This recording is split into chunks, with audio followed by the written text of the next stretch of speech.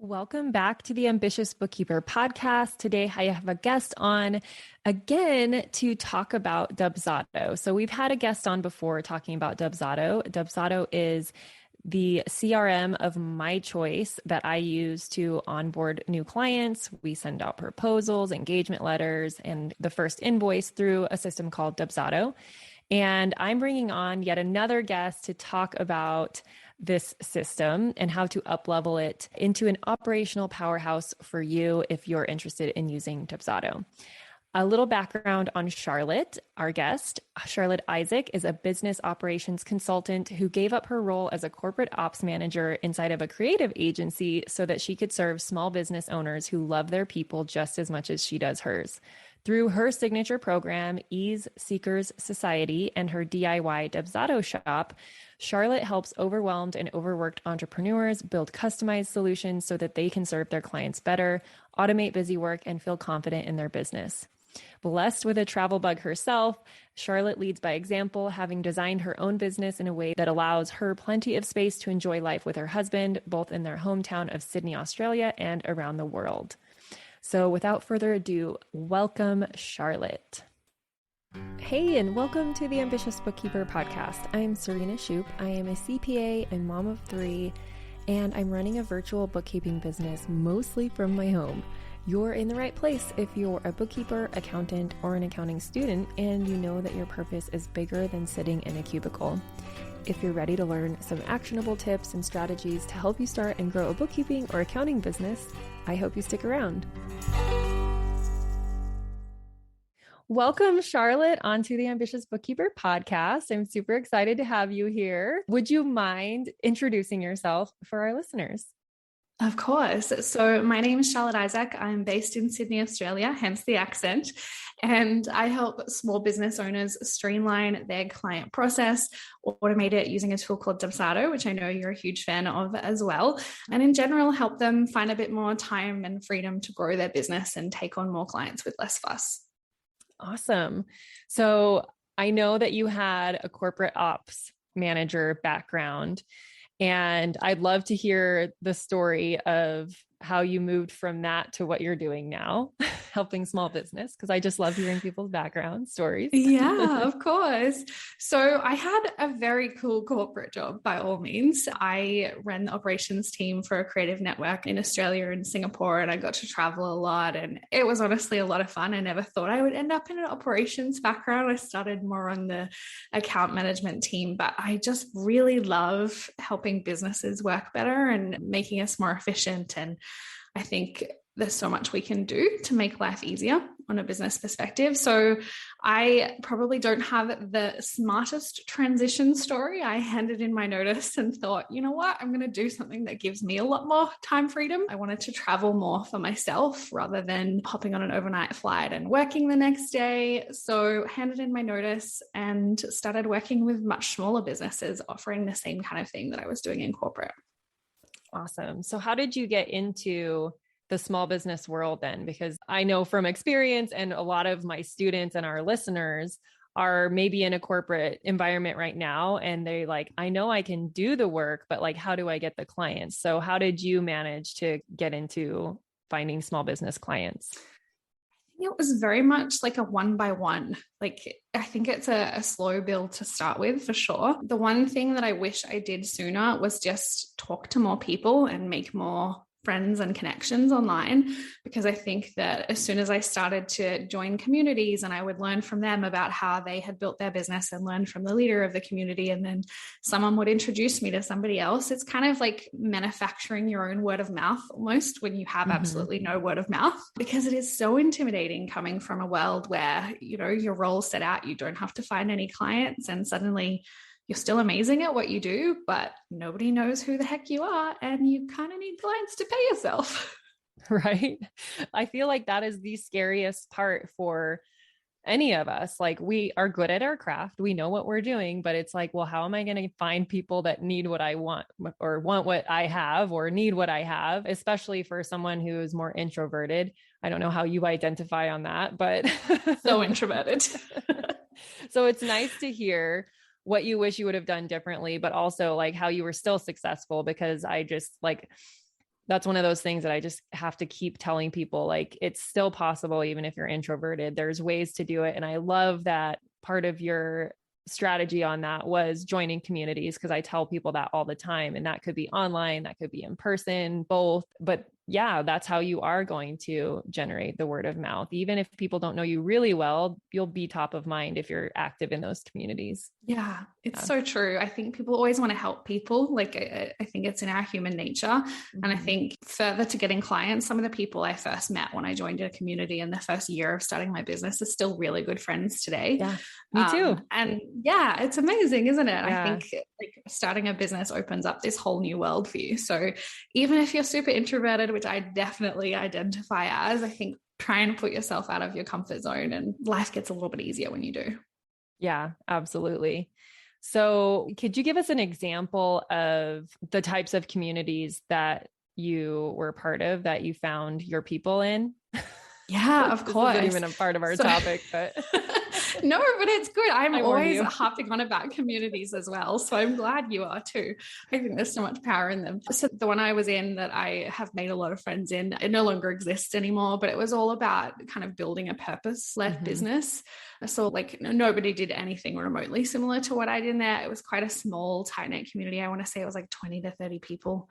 Wow. Or something like that. Everyone was doing something different, which was kind of really cool. I've also been in communities that are much more operations focused. I think that's helpful in a different way. So either finding a community of people that do what you do exactly, like bookkeepers and accountants, hint into your community of people, and obviously you're listening to the podcast. So yeah.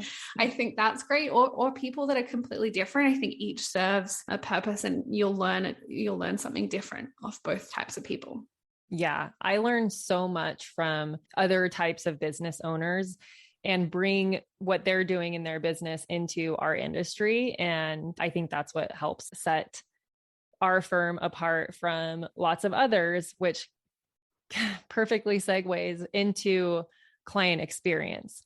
So the things that I've learned from the client perspective, as a client of someone else in going through their process, I've brought back into my business. So I know that was one of the things that you wanted to talk about today was client experience. And so learning those things, you don't necessarily need to do it the same way that everyone in accounting and bookkeeping does it. In fact, that's part of why I love Dubsado, because it's not actually built for accountants.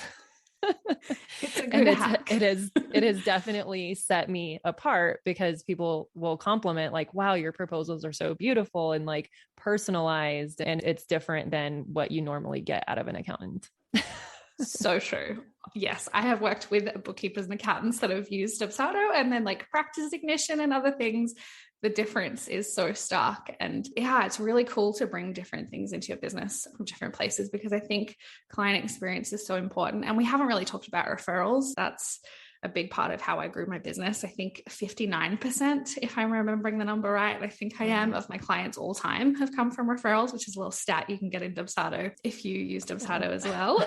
I do. And I'm like, I've never Which I know you do. I mean, I do track where people come from in Dubsado, but I've never actually pulled the numbers. So maybe I should. It's so fascinating. But, I mean, that's how I built my business, word of mouth and then referrals, and it compounds over time. And I think when we talk about getting referrals, for me, it feels like an easy way to grow my business as someone that's introverted, because I know that someone that recommends me, they love me, they're going to hype me up without me really having to do anything. And then I also know that the client's probably going to be a good fit too, because they're friends with someone that I've worked with before. So I'm excited to demystify client experience a little bit, because I know people. Well, let's do it then. That's awesome.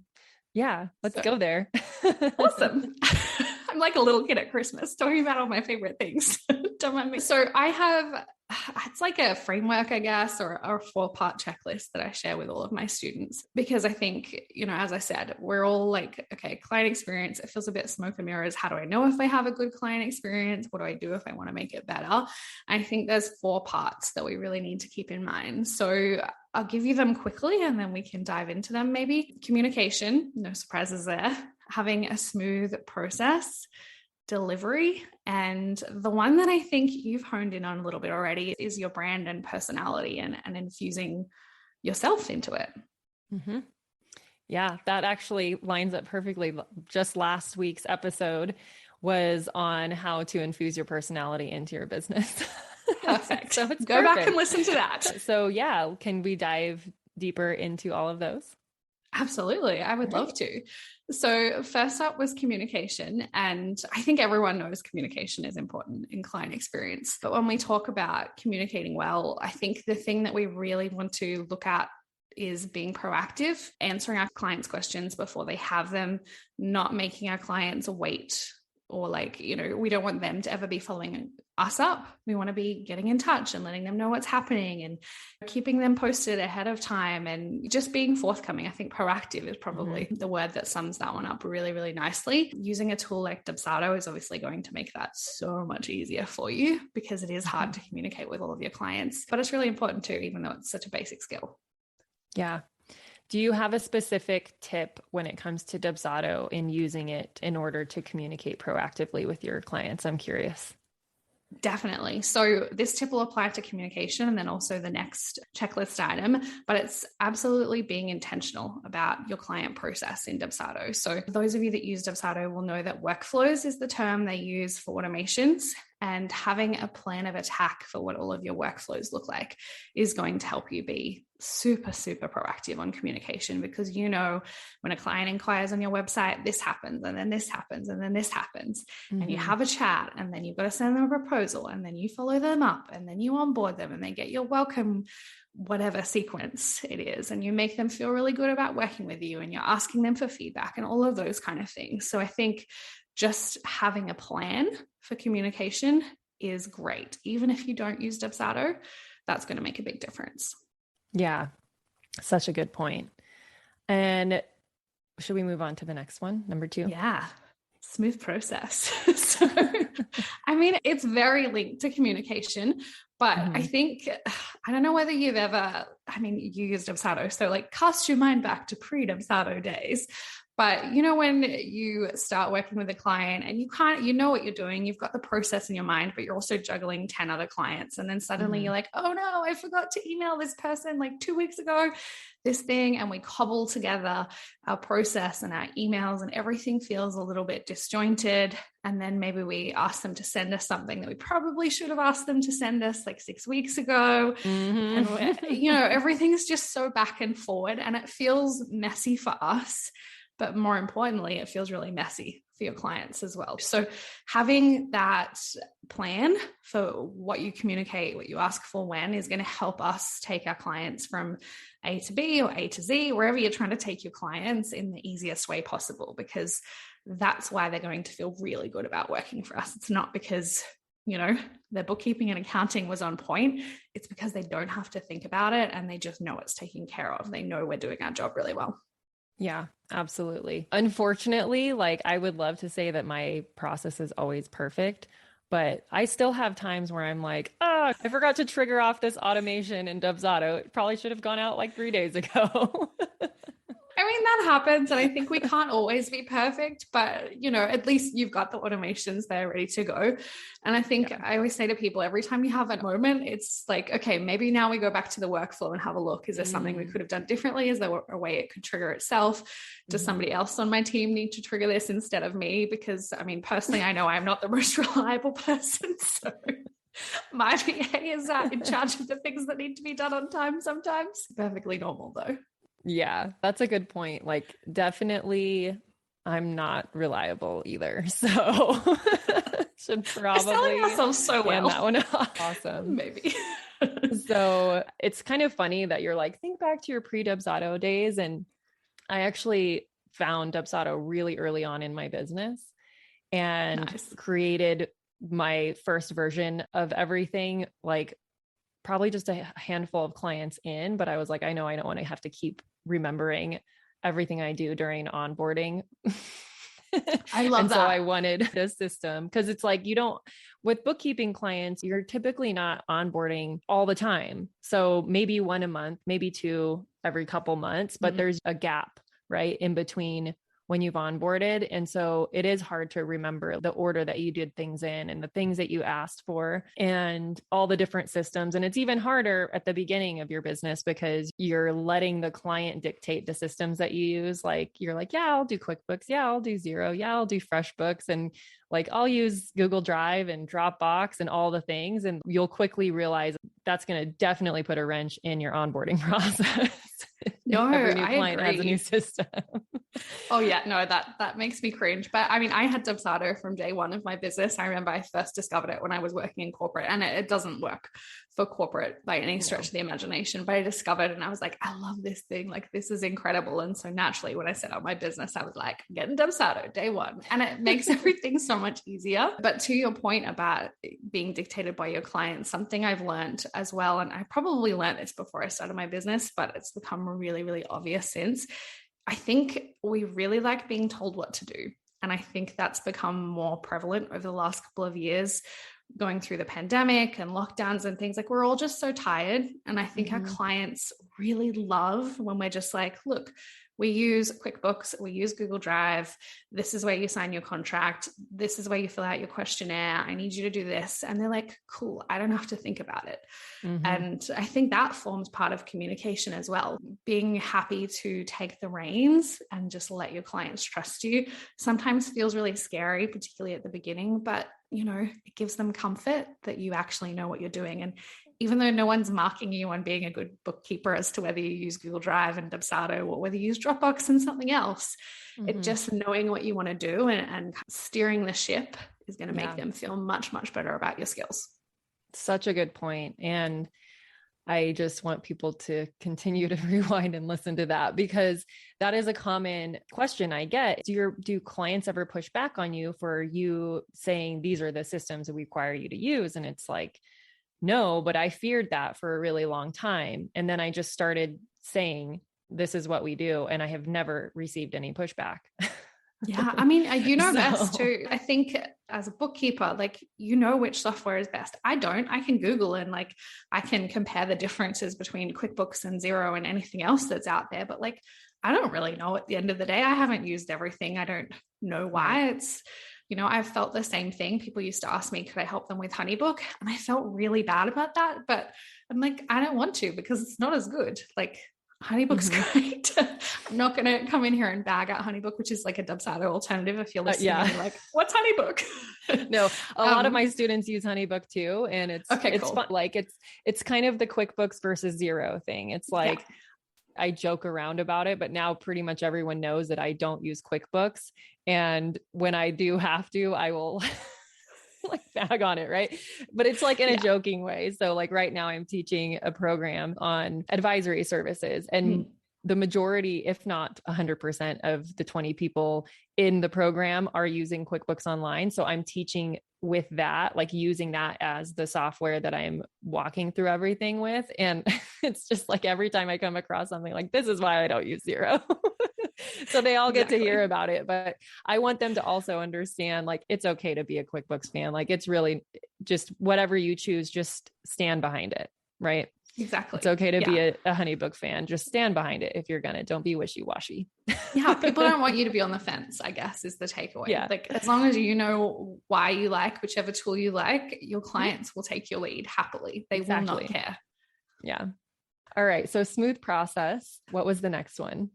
Delivery, which everyone is like, yeah, Charlotte, I get it. I know I have to do the work. But I think the thing that's really more important to this is sticking to timelines and always doing what you say you're going to do.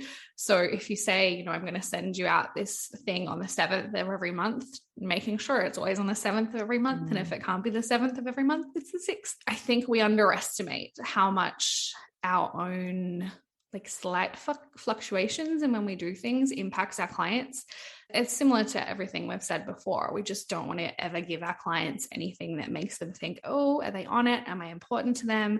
Do they really have it all together? And I think particularly in this industry, your clients kind of think you're this perfect robot that never messes up because of what industry you're in. So unfortunately for you, I know creatives can get away with this one a little bit, which I don't love. I think nobody should get away with this one. But, I think the more we can actually deliver on what we say to our clients, in addition to delivering the service, the better.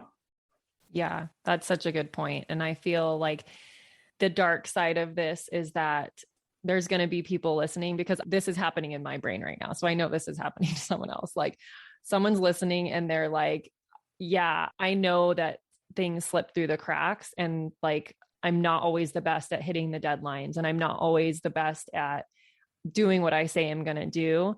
And so now you might be like going into this, like, oh my gosh, like, are my clients even getting the service that like I'm promising?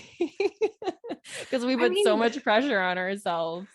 We do. And definitely this is one I think we will feel worse about than our clients. I think, I'm making it sound like your clients are going to absolutely hate you if you send something like 10 minutes late, and they're not going to. Like, no, we're all rational people, and we know that we're working with a small business, and not like, if I was working with, I don't know whether PwC is huge over there or not, but like someone like that, then we would expect them to really be hitting everything, because they've got thousands of minions working on everything they do.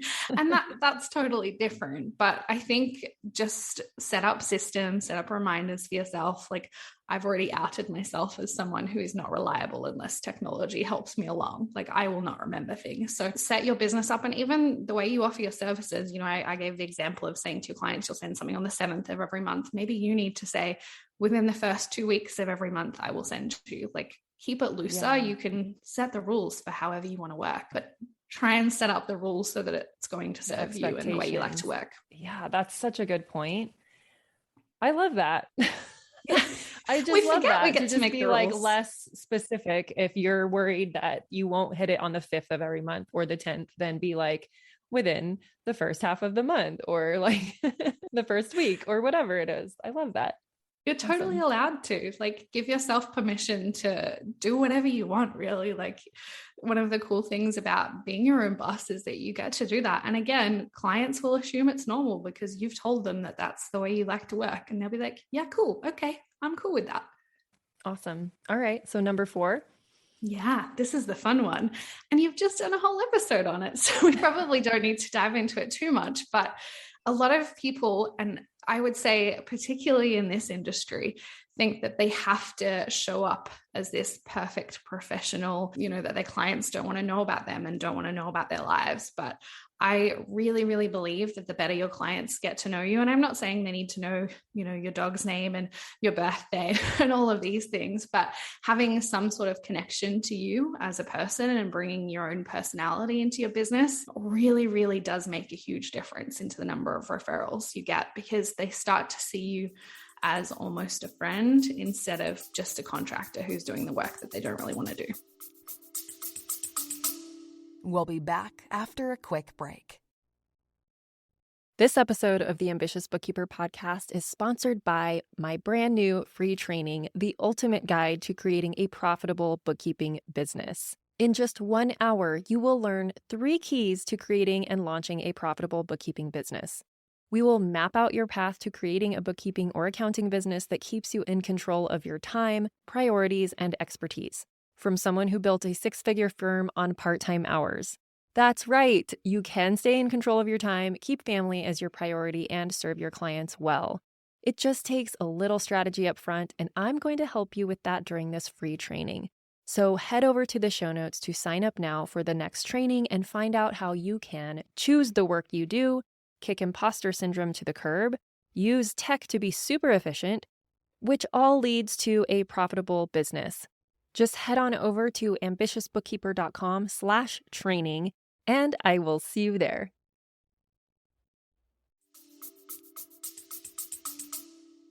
Yeah, I think it is really important to humanize things, because if you don't ever infuse your personality and you do act like a robot, if something does go wrong, they're not going to be as gracious with you because they're not viewing you as a human to begin with. Definitely. And it goes both ways. Like, view your clients as human as well, because they are human. They're not just a business entity.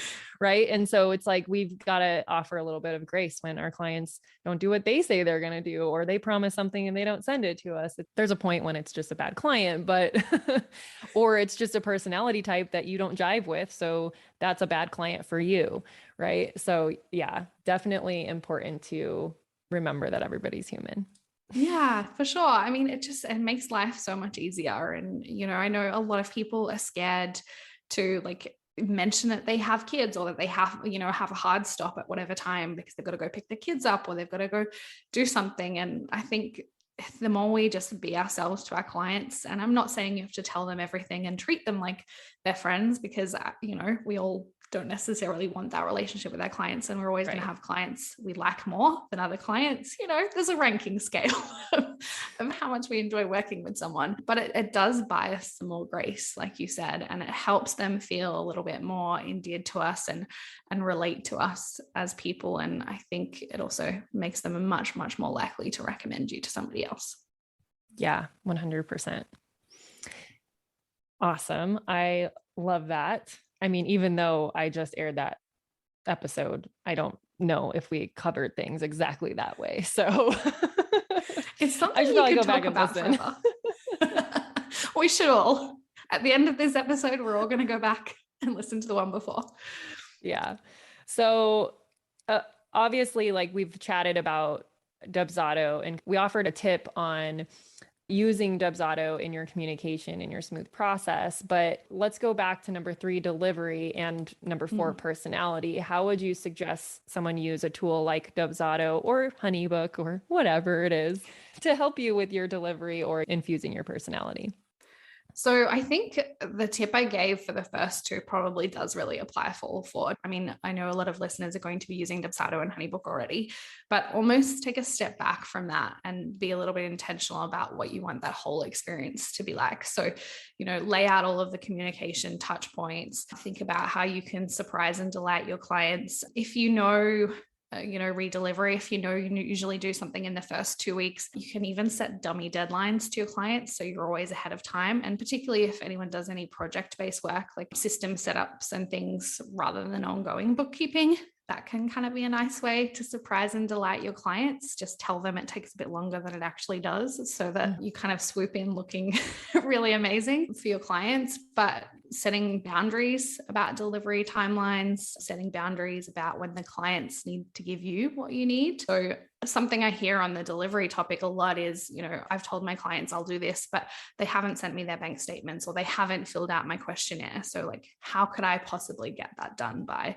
when I'm supposed to have it done? And systems can really, really help you hold your clients accountable for what they need to do, and remind them, hey, if you don't do this by whenever, I can't do what I'm supposed to do. And that's, it's just saying it like it is, but it takes a lot of the pressure off. Yeah, absolutely.